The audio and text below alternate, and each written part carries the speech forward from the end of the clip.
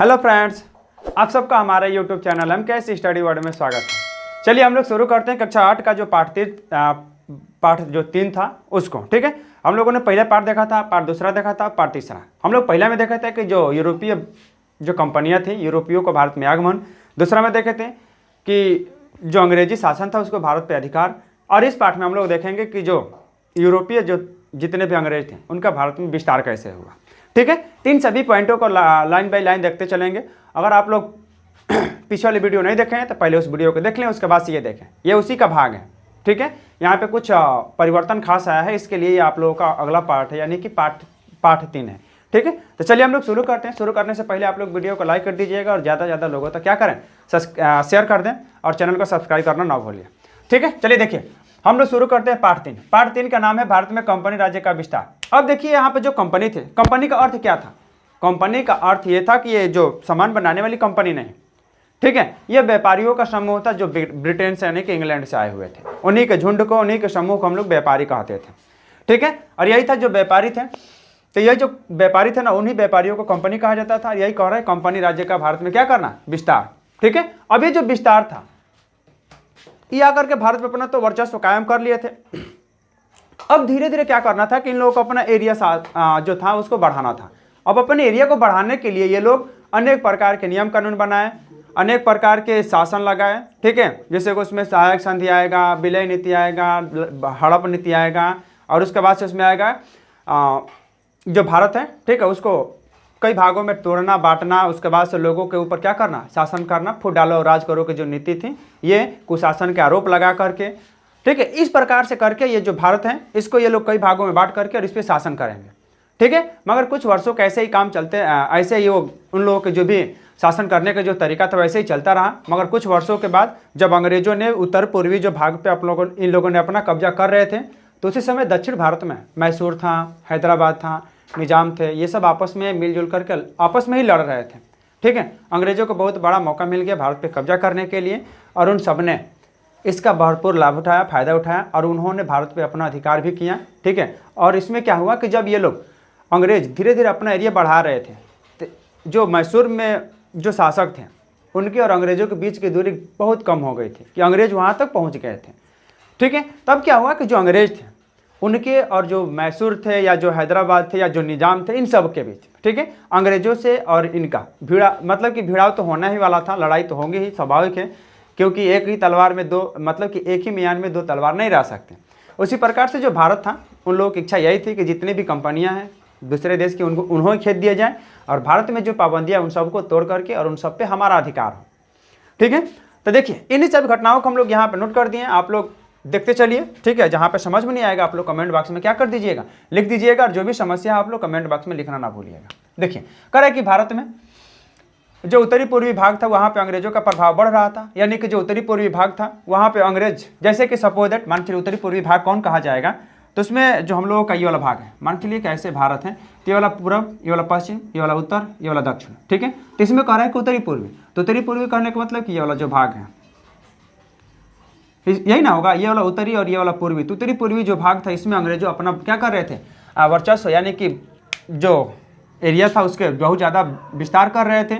जब ये प्रभाव हुआ ना उन लोगों का बढ़ा, तो उसी समय यानी कि उन्हीं के समकालीन दक्षिण भारत में भी कुछ क्षेत्र थे, जैसे कि मैसूर था, हैदराबाद था, मराठा थे, ठीक है, निजाम थे, ये सब क्या कर रहे थे, आपस में ही लड़ रहे थे, आपस में।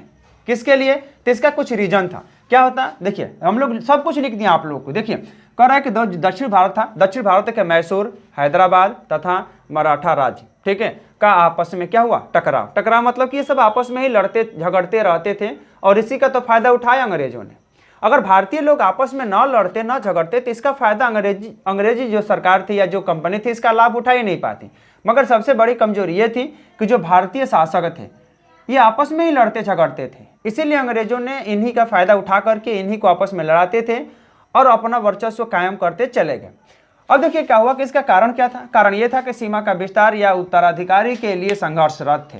ठीक है, जितने भी ये दक्षिण भारत में ये जो झगड़ा हुआ, जो युद्ध हुए, ये सब या तो राज्य के अपनी सीमा बढ़ाने के लिए या तो अधिकार पाने के लिए कि हम इस राज्य का राजा बनेंगे या जो भी है अधिकारी बनेंगे, उसी के लिए ये सब आपस में क्या करते थे, झगड़ा करते थे।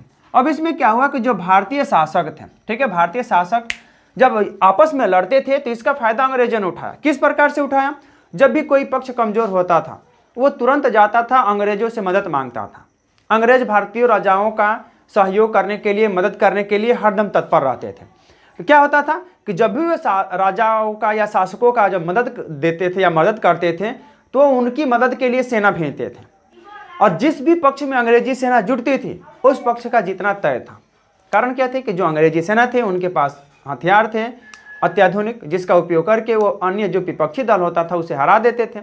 हराने के फलस्वरूप क्या होता था कि जो राजा अंग्रेजी सेना को ले गया था, अंग्रेजी सेना को कुछ पैसा देना होता था, उसके बाद जीते हुए राज्य का कुछ हिस्सा देना होता था, और एक बात यह भी है कि कुछ सेना के भाग को अपने यहाँ रखना पड़ता था और उसकी सभी खर्चा वहन अपने ही करना पड़ता था। इतने प्रकार की पाबंदियां हो जाती थी और इसी का फायदा उठाया अंग्रेजों ने। ठीक है, देखिए कैसे आगे।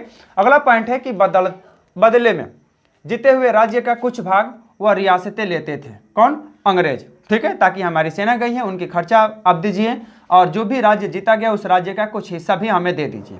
अब क्या हुआ कि जो भारतीय शासक थे अंग्रेजों के हाथ की कठपुतली बन गए। इसी प्रकार से यानी कि जैसे उनका एरिया धीरे धीरे बढ़ता गया, दक्षिणी भारत के या उत्तर भारत के जो राजा थे वो आपस में लड़ते थे और इन सभी का मदद करने के लिए अंग्रेज हरदम तत्पर रहते थे। और इस प्रकार से कुछ ही भागों पे अपना वर्चस्व कायम करते करते इन लोगों का वर्चस्व इतना ज़्यादा बढ़ गया कि ये लोग पूरे भारत के लगभग में 70 से 80% हिस्से पे इन लोगों ने क्या किया, अपना कब्जा कर लिया था। ठीक है, आगे देखिए।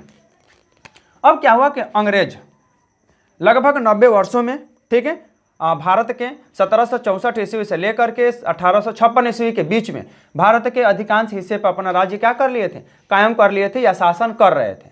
ठीक है, कितने ईस्वी के बीच में? 1764 ईस्वी से लेकर के सन 1856 ईस्वी के बीच में वो भारत के अधिकांश हिस्से पर अपना शासन कर रहे थे, यानी कि राज कर रहे थे।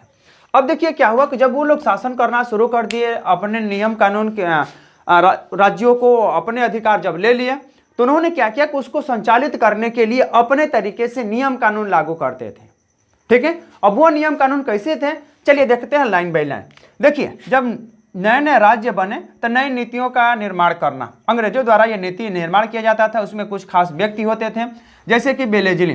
जो बेलेजली था इसका था सहायक संधि, इसके बारे में आगे विस्तार से पढ़ेंगे। ठीक है, उसी प्रकार था डलहौजी। डलहौजी का विलय नीति, विलय नीति बोलिए या हड़प नीति। ठीक है, विलय नीति या हड़प नीति, हड़प नीति।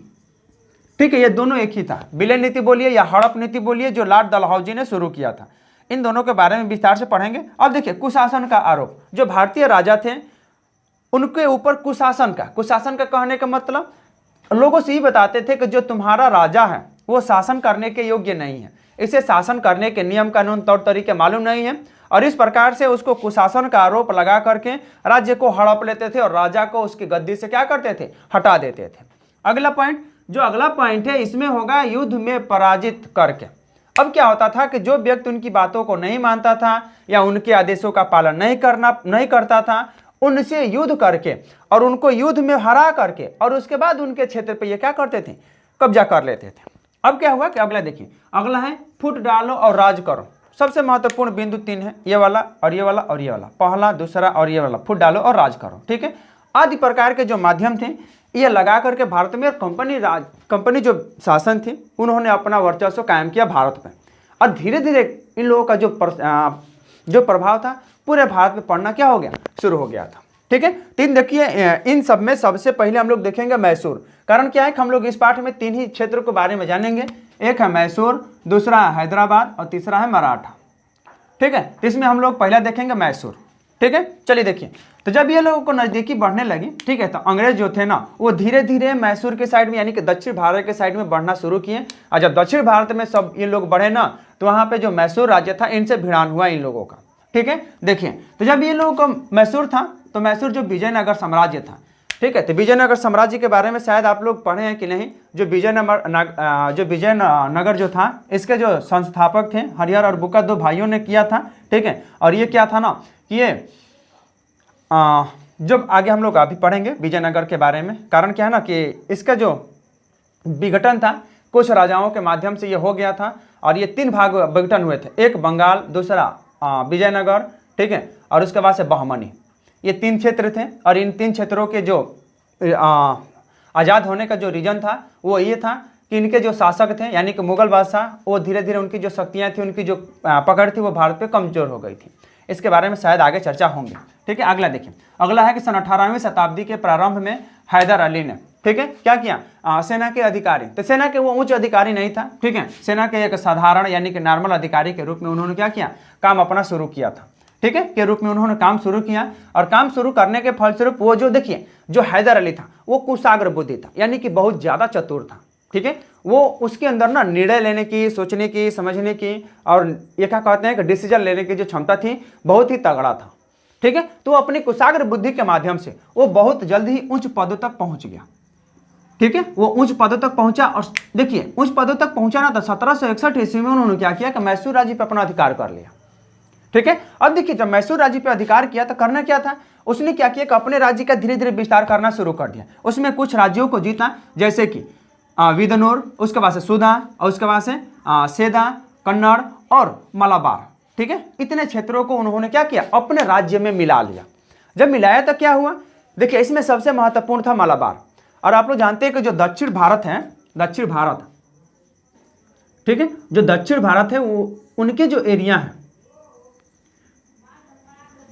ये देखिए, तो यहाँ पे मान के चलिए कि जो दक्षिण भारत है, यहाँ से खास करके ये जो नीचे वाला भाग है ये दक्षिण भारत में आते हैं। तो इसमें कह रहा है कि जो मलाबार है, तो इसमें देखिएगा ये जो तट है ना, इसमें ये जो पश्चिम भारत का जो पश्चिमी तट है, ये वाला जो तट है, ठीक है, तो इसमें खास करके कर्नाटक और केरल के जो भाग आते हैं ना, इसे मलाबार क्षेत्र में क्या किया जाता था, घोषित किया गया था या माना जाता था। और जो ये वाला है, इधर वाला जो आता है ये कोरोमंडल तट है, यहाँ से यहाँ तक, और ये वाला, ठीक है, तो ये वाला होता था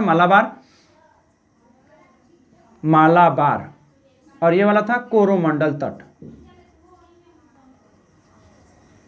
ठीक है, कोरोमंडल तट।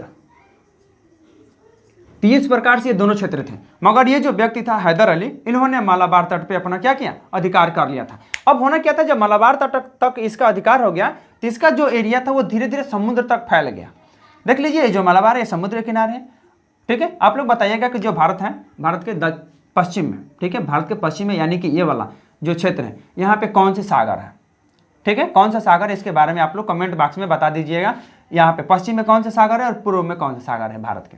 ठीक है, अब देखिए, अब अगला क्या हुआ कि 1761 ईस्वी में मैसूर पर राज्य पे अधिकार कर लिया। उसके बाद से बिदनौर, सुधा, सेदा, कन्नड़ और मलाबार को क्या किया, जीत लिया और उनके ऊपर अपना अधिकार वर्चस्व यानी कि कायम कर लिया। अब क्या हुआ कि जब ये जीत लिया तो मलाबार के बाद उसका विस्तार क्या हुआ, समुद्र तक फैल गया। इसका एरिया दिन प्रतिदिन बढ़ता गया और जब बढ़ना लगा ना तो अंग्रेजों को इससे प्रभावित हो, मतलब कि अंग्रेज इससे प्रभावित हुए। आखिर में यह कौन सा शासक है जो दिन प्रतिदिन अपने एरिया को, अपने राज्य को या अपने क्षेत्र को क्या कर रहा है, वृद्धि कर रहा है या बढ़ा रहा है। ठीक है, इससे अंग्रेज थोड़ा प्रभावित हुए और उनके मन में थोड़ी शंका यानी कि डर जैसा हुआ। ठीक है, आखिर में यह व्यक्ति है कौन जो हमारे रहते हुए भी ये इतनी तेजी से अपने राज्य को क्या कर रहा है, विस्तार कर रहा है। अब क्या हुआ कि जब ये सब प्रभावित हुए तो उन दोनों के बीच में संघर्ष का संभावना बढ़ा। ठीक है, और उन्होंने 4 युद्ध लड़े। ठीक है, और उन चारों युद्ध का नाम है मैसूर का युद्ध। ठीक है, प्रथम मैसूर का युद्ध, द्वितीय, तृतीय, चतुर्थ। ठीक है, चतुर्थ 1799 में हुआ था, मगर क्या हुआ कि इन दोनों के बीच में संधि हो गई। देखिए जो 4 युद्ध था, 4 मैसूर युद्ध लड़ा गया 1776 से लेकर के 1799 ईस्वी तक। पहला जो पहला मैसूर युद्ध था वो कब हुआ था, 1776 से लेकर के 1779 ईस्वी तक, 69 ईस्वी तक। दूसरा हुआ था 1780 से लेकर के 1784 ईस्वी तक। और तीसरा जो मैसूर युद्ध था वो 1790 से लेकर के 1792 ईस्वी तक। और जो चौथा था वो था 1799 ईस्वी में।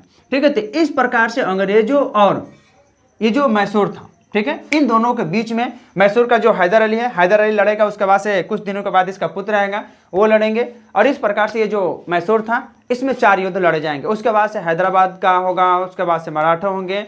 इन सब के लड़ने और उसके बाद से जो भी घटनाएं घटित हुई थी इन सब के बारे में हम लोग विस्तार से आगे पढ़ेंगे। ठीक है, तो आप लोग इसे एक बार स्क्रीनशॉट ले लीजिए।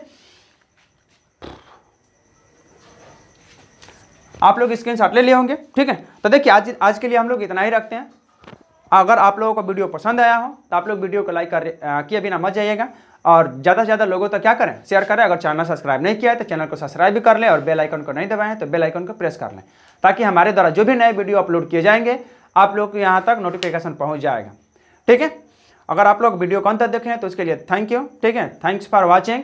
और आप लोग बने रहें हमारे YouTube channel MKS study world के साथ। जय हिंद।